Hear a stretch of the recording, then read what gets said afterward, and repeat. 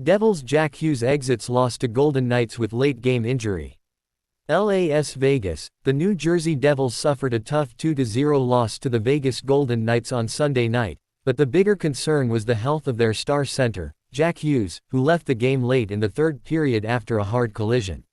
With just under 2 minutes remaining and the Devils trailing 2-0, Hughes and his brother, defenseman Luke Hughes, broke into the Vegas zone on a 2-on-1 rush.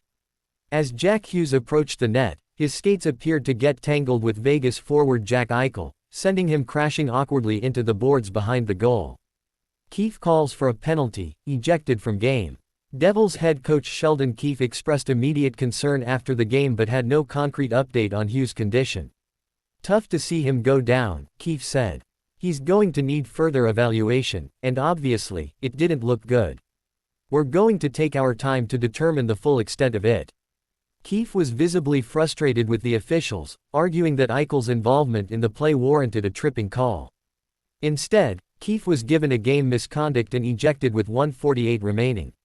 "It was almost identical to the play Jack was penalized for earlier in the period," Keefe said. "Not only does he get injured on this one, but there's no call. I got kicked out for telling the referee I thought it was 10 times worse than the one they called on Jack earlier."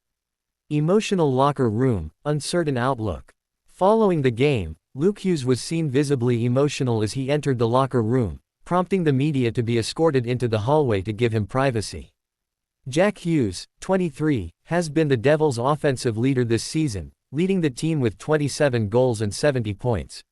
New Jersey has struggled to generate offense since the start of January, and any extended absence for Hughes could significantly impact their approach ahead of Friday's trade deadline.